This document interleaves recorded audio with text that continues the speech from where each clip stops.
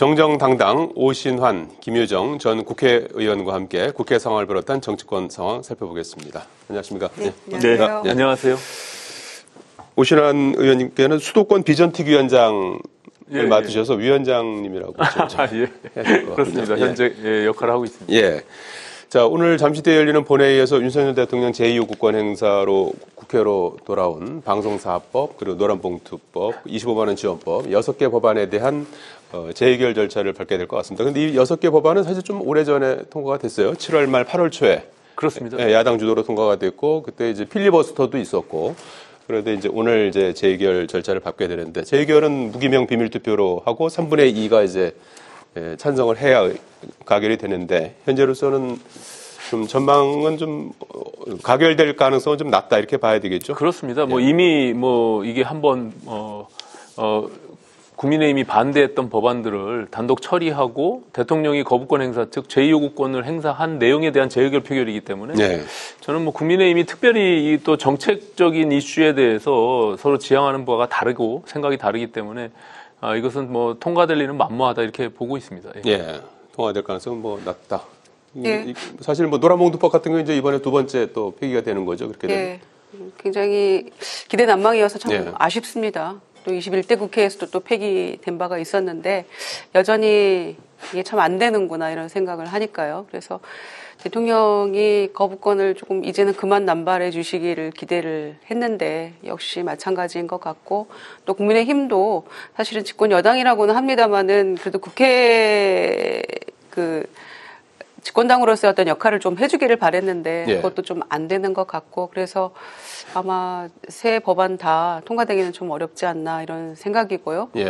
그래서 그렇다고 해서 민주당이 또 이대로 멈출 수는 없는 건데 야당이 다시 또 추진합니까? 예, 야당이 다시 또 추진할 수밖에 없을 텐데 차제에 조금 이 국민의힘도 반대만 하지 말고 좀 뭔가 대안을 좀 제시를 해서 합의점을 찾아가는 과정이 이제는 조금 필요하지 않나 생각합니다. 저는 김유정 의원님 말씀 전적으로 동의하는데 이게 만약에 국민의힘이 다수당이었으면 이게 법안이 통과될 수가 없잖아요. 이미 민주당이 정치적 의도를 담은 그런 법안들을 단독으로 처리했단 말이에요. 막을 수 있는 방법은 대통령의 헌법의 고유 권한인 거부권을 행사하는 수밖에 없는데 이걸 무조건 국민의힘이 양보를 하라고 하는 것은 말이 안 되고요. 방송장악 4법의 경우는 문재인 정부 때 통과시켰으면 되는 것들을 통과시키지 않고 있다가 이제 와서 본인들이 야당이 됐다고 통과시키려고 하는 의도가 뭐냐는 거죠. 그러니까 그렇다면 양쪽이 일부 정부 양보하고 합의된 법안들을 통과시켜서 만약에 대통령이 거부권을 행사한다면 그건 있을 수 없는 일이겠죠. 그건 입법권에 대한 침해라고 볼 수 있겠지만 그렇지 않은 과정들이 있었기 때문에 저는 민주당이 오히려 국민의힘과 그동안의 국회의 관례대로 합의 절차를 좀 갖는 것이 너무나 마땅하다 이렇게 생각합니다.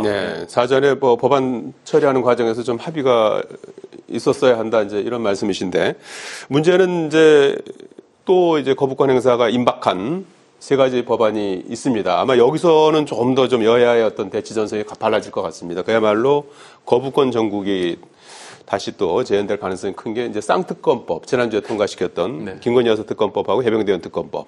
김건희 여사 특검법은 21대 때 한 차례 폐기됐었는데 이번에는 이제 8가지 의혹을 더해서 이제 좀 살이 붙어갖고 이제 올라온 법안이고, 그 다음에 해병대 의원 특검법은 뭐, 국민의힘에서는 이제 무늬만 추천제라고 하지만 어쨌든 일부 이제 그런 내용을 담아서 이제 새롭게 또 만들어져서 이제 넘어간 상태인데 대통령 거부권이 이제 임박한 상황 아니겠습니까? 그렇습니다. 근데 이제 거부권이 행사됐을 때 다시 또 재결 이런 게 이제 반복되는 상황이 될 것 같고, 다만 이제 김건희 여사 특검법 같은 경우에는 우원식 국회의장도 국회가 더 이상 방치해서는 안 된다. 이런 대통령의 신중한 검토를 바란다는 입장을 밝히기도 했습니다. 그래서 김건희 여사 특검법은 또 대통령 본인의 또 문제이기도 하고 해서 거부권 행사가 어떻게 될지, 국회로 왔을 땐 또 어떻게 될지, 이 부분은 좀 이전과는 좀 다른 양상이 될 수 있을까요? 어떻게 예상하십니까? 사실은 이제 최상병 특검법과 김건희 여사 특검법은 사실 정치적인 사안이잖아요. 정치적 결단이 필요한 부분인데 사실 앞서 말씀드린 정책적인 법안들하고는 좀 다른 결이 있고요. 국민들의 여러 가지 민심의 바로미터이기도 하기 때문에 사실 어려운 점이 있습니다. 우리 국민의힘의 입장에서도 특히 최상병 특검법의 경우는 지금 한동훈 대표가 제3자 특검법을 제안하면서 어떤 새로운 물꼬가 트여질 것처럼 보였던 측면도 있었고요. 그렇기 때문에 이거는 뭐 국민들이 어떻게든 법 앞에 어떤 특혜도 있어서는 안 된다. 모두가 평등한 거 아니냐라는 어떤 기본적인 원칙 틀 안에서 요구하시는 부분들도 있기 때문에 예. 뭐 국민의힘 내부에서도 여러 고민이 있지 않을까 하는 측면이 좀 분명히 있습니다. 예. 예. 대통령의 고민도 있을 것 같고 또 국민의힘 내부에서도 고민이 깊어질 것 같고. 그 두 가지 그렇습니다. 특검법에 대해서는 국민 여론이 이렇게 간절히 원하고 있는데도 대통령이 꼼짝 안 하고 있기 때문에 실제로 고민을 하고 계시는가가 의문입니다. 그리고 김건희 여사 관련해가지고는 계속 늘어나서 사실 뭐 착한 건 좀 될 것 같은데 8개 정도 되잖아요. 그런데 거기에 공천 개입도 들어간 거 아닙니까? 예. 그런데 자고 나면 계속 진짜 시체말로 빵빵 터지고 있어요. 김건희 여사와 관련된 의혹들이 계속 연일 보도가 되고 있고 이거는 계속 갈 것 같습니다. 취재들이 계속 다투어 이제 일어나고 있기 때문에 그런데도 여기에 대해서 또 거부권 행사한다 이러면 진짜 심각해지는 거죠. 예. 대통령도 좀 신중하셔야 되지 않을까. 그냥 이 정권 네, 정말 가장 큰 리스크가 김건희 여사 리스크인데 그거를 전혀 생각하지 않는다라는 거는 말이 안 되는 것 같고요. 특히 최혜병 특검법은 이제 오늘이 사실 그 최혜병 어머니가 눈물로 편지도 썼습니다마는 1292기 해병 저녁 날이었잖아요. 오전에. 네. 그래서 살아 있었다면 오늘 저녁인데 돌아올 날인데 이런 눈물의 편지를 썼는데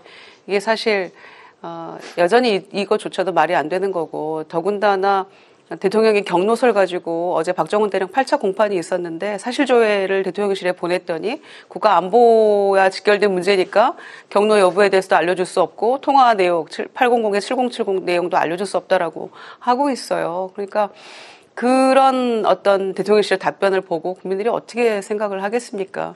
경로설과 관련된 것이 국가 안보라고 주장을 한다면 여태껏 다 경로했다라고 보도했던 그런 언론들은 지금 국가 안보에 위해를 가하고 있다는 결론밖에 안 되는 거잖아요. 그래서 이 두 가지 특검법에 대해서는 정말 국민의힘 내부에서도 드러내놓고 지금 얘기는 못하지만 저는 찬성하는 의원들이 있을 거라고 생각합니다. 네. 그러나 그게 이제 직접적으로 어떻게 표결로 연결될지 모르겠습니다만은 계속해서 보도되는 지금 김건희 여사 리스크와 관련된다면 오히려 최혜병 특검법보다 김건희 여사 특검법이 더 통과될 가능성은 오히려 높아지고 있다라고 생각합니다. 그래서 8명의 어떤 이성과 상식적인 이 생각을 가진 국민의힘 의원들이 이것만큼은 조금 통과시키고 제대로 특검으로 가서 진실을 밝혀내야만 아마 그래야 국민의힘도 살 수 있을 거라고 생각합니다. 예. 그분들도 그 부분을 심사숙고하시겠죠. 예.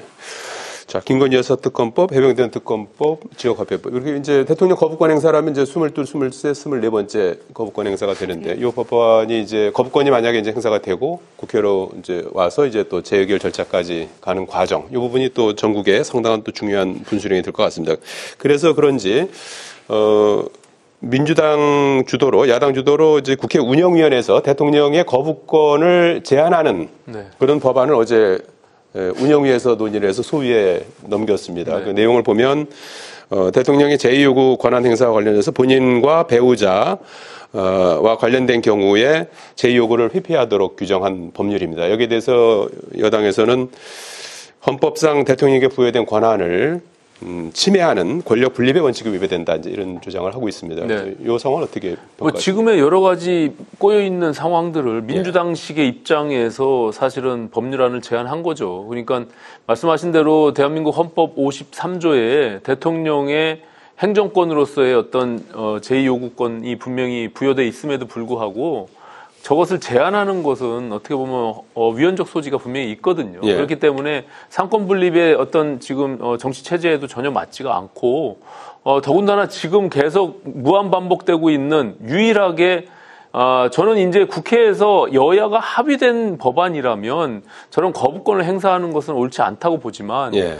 그 합의가 되지 않고 일방적으로 저렇게 단독으로 무조건 올려내는 그런 법안들에 대해서 소수 정당으로서 유일하게 막을 수 있는 것은 대통령의 거부권이에요. 예. 저것이 국민들한테 큰 피해가 간다고 생각하고 실제로 저렇게 밀어붙인 법안들이 국민들의 피해를 준 여러 가지 사례들이 있잖아요. 왜냐하면 법이라는 것은 우리 사회를 통제하고 제한 제안하는 규범들이기 때문에 어찌 보면 한쪽 진영에서 전혀 동의하지 않는 법안들을 저런 식으로 밀어붙이는 것은 굉장히 불안정한 사회를 만들 수밖에 없거든요. 예. 그렇기 때문에 저는 이게 물론 국민의힘도 그러려면 양보해야 되는 측면이 분명히 있겠죠. 예. 민주당도 좀 양보해서 합의된 정신들을 가지고 법안들이 통과되고 그런 과정 속에서는 사실 저런 거부권 제한법이라는 게 불필요하겠죠. 저는 그래서 지금 운영위원회에 제안한 민주당의 대통령 거부권 제한법도 위헌적 소지는 물론이거나 정치적인 하나의 쇼 행위다. 저는 그렇게 보여집니다. 저게 통과가 되겠습니까? 글쎄요. 예. 예. 뭐 국회에서는 통과가 되더라도 또 거부권 제한법을 또 거부권을 행사하는 그런 상황이 뭐 예견되는 그런 거죠. 오죽하면 민주당이 이런 특별법을 내겠습니까? 그러니까 윤석열 정권이 국정 아젠다가 여전히 뭔지 잘 모르겠는데 한 가지 분명한 거는 대통령 거부왕에 등극하고 싶은 그런 욕심은 있는 것 같아요. 그렇지 않고서야 어떻게 이렇게 거부권을 무제한으로 이렇게 남발하는지 정말 통탄할 일이죠. 그러니까 역대 대통령 중에서 윤석열 대통령 같은 분은 없었어요. 그러니까 가족과 관련된 거, 아들, 뭐 자식, 가족과 관련된 특검법에 대해서 이렇게 거부권을 행사한다거나 이런 적은 없었기 때문에 처음 목도하는 그런 장면인 거죠. 그래서 적어도 가족, 본인, 뭐 배우자 이 부분에 있어서만큼은 제안을 좀 하자라는 그런 취지인 거고 오죽하면 이랬겠나 이런 심정도 조금 이해를 해야 된다고 생각하고요. 특히나 헌법상 규정되어 있는 거부권이긴 합니다만 고유 권한이긴 하죠. 그러나 그래도 매우 제한적으로 사용하도록 되어 있잖아요. 그러니까 헌법에 위배가 된다거나 그 법률이 또는 뭐 법률을 좀 이행하기 어려운 거랄지 공익을 현저히 해치는 거랄지 이렇게 좀 판단을 해서 뭐 재정을 파탄될 수 있는 거랄지 그런 경우에 한해서 제한적으로 행사하도록 규정되어 있는 것인데 마치 그게 그냥 뭐 알라딘의 램프처럼 야당에 맞서서 싸울 수 있는 유일한 무기인 양 이렇게 계속해서 남발하기 때문에 그래서 문제라는 거고요. 고육지책으로 내놓은 거긴 합니다만 이조차도 특별법에 대해서 거부권 행사하려고 하시겠죠. 대통령은. 그러니까 이런 야당의 뜻을 조금 헤아려서 최혜병 특검법도 아직도 내놓지 않고 있잖아요. 이를테면 한동훈 대표가 전당대회 과정에서 그렇게 내놓겠다고 했었는데 발의 안 하고 있으면서 이것도 거부권 행사하는 거를 그냥 또 가만히 두고 본다는 것도 정말 이건 자기 부정 행위 같은 것인데 그래서 야당 보고만 뭐라고 할 것이 아니라 이런 상황들을 좀 헤아려서 집권당이 좀 제대로 역할을 해야 된다고 생각합니다. 알겠습니다. 자, 엊그제 있었던 윤석열 대통령과 여당 지도부와의 만찬 이후에 계속해서 후폭풍이 이어지고 있습니다. 추가적으로 뭐 독대 요청을 나오면서 한 이후에 대통령실의 입장은 뭐 아직까지 정해진 건 없고 전체 상황을 보면서 판단하겠다. 뭐 독대 요청에 대해서 좀 회의적인 시각인 것 같아요. 그래서 추가적으로 독대 가능성은 좀 낮아 보이는 그런 상황인데 문제는 독대에서 하고 싶었던 얘기, 이른바 이제 현안 관련해서 어떤 소통이 좀 매끄럽지 않으면서 이게 계속 이제 지리하게 이어질 경우에 이게 어떻게 될 것이냐는 문제죠. 그래서 어떻게 전망하십니까? 이 문제는 어떻게 좀 어디서부터 물꼬를 좀 터야 된다고 보십니까? 저는 뭐 여당의 정치인의 한 사람으로서 사실 송구스러운 마음입니다. 왜냐하면 뭐 집권당의 당 대표가 대통령과 자주 만나서 소통하고 뭐 독대하는 게 너무나 당연한 거 아니겠어요? 그저 독대를 요청하는 것 자체가 이렇게 언론의 주요 이슈가 되고 그것이 성사됐냐 안 됐냐 무슨 꼭 감정 싸움하는 것처럼 보여지는 것은 정말 부끄러운 일이다 이렇게 생각하고요. 다만 저는 뭐 그것이 언론에 뭐 이렇게 누가 흘렸느냐 안 흘렸느냐 이건 비본질적인 문제인 것 같고요. 어쨌든 한동훈 대표가 지금의 여러 가지 주요 현안들과 관련해서 대통령과 둘이서 뭔가 좀 내밀하게 또 깊이 있게 얘기를 해서 현안을 풀고자 하는 의지가 있는 거잖아요. 그러면 대통령이 그걸 왜 거부하는지 만나는 것 자체가 뭐가 부담스러운 건지 아니면 대통령실은 그 절차에 대해서 뭐가 오해를 할 일이 뭐가 있는지 참 잘 이해가 안 돼요. 그렇기 때문에 만나는 것 자체를 뭐 누가 주도권을 갖고 안 갖고의 이런 모습들이 국민들이 과연 이해할 수 있을까. 어쨌든 지금 굉장히 큰 뭐 의료 대란 문제나 또 여러 가지 현안들이 있잖아요. 그래서 특히 민생을 챙기는 것만큼 정치의 본질이 어디에 있겠습니까? 그런 것들을 오히려 집권당의 대표와 대통령이 정말 머리를 맞대고 논의하는 그 모습 자체가 국민들한테 어떤 의미를 줄 수 있기 때문에 뭐 지금 거대 야당이 사실 동의하지 않는 부분들에 대해서 국회를 움직일 수 있는 힘은 없지만 예. 그래도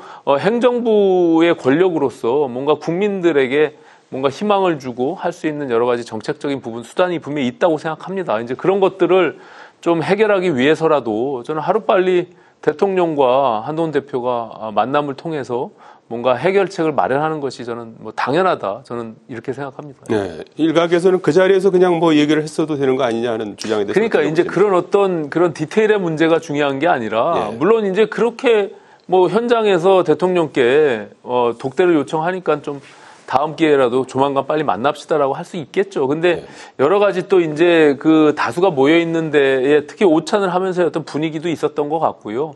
어쨌든 공식적인 라인을 통해서 정무수석에게 다시 한번 재요청을 했다니까 거기에 대해서 뭐 여러 가지 해석이 불필요한 것 같아요. 예, 그럼 빨리 만나자. 그래서 만나는 게 저는 중요하지 않을까 이렇게 생각합니다. 예. 예. 독대 문제를 놓고 이렇게 신경전을 벌이는 근본적인 이유는 뭐라고 보십니까? 글쎄 뭐 서로 간의 감정이 완전히 이제 뒤틀려 있기 때문이기도 하고요. 예. 그리고 이제 불신에 이르게 된 거 아니겠습니까? 의료 대란 문제도 그렇고 김건희 여사 관련된 것도 그렇고 비대위원장 시절부터 이미 서로 어깃장이 났던 터이기 때문에 그게 약속대리인이 운운했었습니다만 결국에는 굉장히 서로 골이 깊어졌고 회복하기 어려운 상태로 갔다라는 결론에 이르게 되는 거죠. 지금 모습 보면은. 그래서 독대를 가지고 이렇게 논란하는 것은 지금의 민생고와 또 김건희 여사의 리스크 의료 대란 이 즈음에 이르러서 굉장히 한가하고 한심해 보입니다. 그러니까 한동훈 대표 2달 됐어요. 한동훈 지도 체제가. 그런데 특별히 이루어낸 성과도 없습니다만은 설리가 보이고요. 그렇다고 해서 대통령의 이런 협량의 정치하는 모습은 더 한심해 보이죠. 근본적인 책임은 대통령에게 있는 겁니다. 그래서 독대 이렇게 요청하는데 야당 대표도 아닌데 야당 대표 만나는 건 고사하고 여당 대표하고 만나는 것조차도 이렇게 어려워하고 거부하고 이런다면은 용산으로 옮긴 하등의 이유가 없었잖아요. 소통을 위해서라고 했는데. 그래서 이런 모습들 국민이 더 절망하게 되는 것 같고요. 그런데 지금 모습으로 봐서는 아무리 재차 요청을 해도 쉽게 독대를 받아들일 것 같지 않아서 야당 입장에서 보기에는 지금 더 급한 쪽이 누구인가. 네. 사실 대통령이 더 급한 거 아닙니까? 여사 리스크가 이렇게 날마다 빵빵 터지고 있는데 이렇게 한가하게 독대 거부야 나는 모른 척 해야지 이렇게 하고 있을 때가 아닌 것 같거든요. 그래서 글쎄요. 정권의 몰락을 자초하고 있는 지금 이런 일들이 지금 심상치 않게 날마다 지금 뉴스가 거듭되고 있는데도 당대표가 그런 부분들을 민심을 전달하겠다고 깊이 얘기를 해보자고 하는 거를 거부한다는 거는 사실은 상식적으로는 이해가 안 되죠. 네. 만찬 이후에 당정 관계 어떻게 어디로 가는지 한번 계속 살펴봐야 될 것 같고요. 금투세 관련해서 민주당이 아직 결론을 내지 못하고 있는데 왜 지금 빠른 결론을 내지 못하고 있다고 보십니까? 그동안에 뭐 민주당이 금투세 시행과 관련해서 일관된 입장을 가져왔죠. 근데 이재명 대표가 사실은 유해에 대한 언급을 한 이후에 스텝이 꼬이게 된 거고요. 그 과정에서 지금 현재 민주당의 의원들도 양분돼 있는 상태인 것 같습니다. 그리고 지난번 토론회에서 헛발질하면서 뭐 우리 대한민국 증시에 대해서 오히려 추락하는 것에 투자하는 그 인버스 투자라는 이런 용어들을 써가면서 했던 것들이 역풍을 맞게 된 것이고요. 어쨌든 그것이 민심이기 때문에 민주당의 입장에서도 굉장히 조심스럽게 결정을 해야 된다 생각하지만 시간이 많지 않습니다. 이게 내년도 1월 1일이라고 하지만 당장 빨리 시장에다가 메시지를 주지 않으면 계속 중시가 떨어지거나 더 빠지기 때문에 이거를 하루빨리 민주당이 좀 결단해야 됩니다. 이거는 민주당이 결정하면 할 수 있는 일이잖아요. 김주영님께서는 어떻게 예상하십니까? 빠른 결단이 필요하다고 보십니까? 예, 1월 시행되게 되는 거잖아요. 지금 뭔가 대안을 만들지 않으면. 그래서 저는 지금 한 달 정도 유예를 뒀는데 국감 때까지 혹은 뭐 재보궐선거 이후까지는 결론 낸다 이렇게 얘기를 했는데 적어도 합의를 봤던 상법 개정안 좀 활성화를 위한 주식시장 그거는 조금 빨리 서두르는 게 좋을 것 같고요. 빨리 하고, 지금 시점에서는 유예 정도 가는 게 아마 결론으로 나지 않을까 예상하는데 어떤 결론이 나더라도 애초에 이걸 시행하겠다고 주도적으로 법을 만들었던 민주당에서는 국민들께 양해를 구하는 그런 과정은 필요할 것 같습니다. 네, 오늘 말씀 여기까지 듣겠습니다. 고맙습니다. 고맙습니다.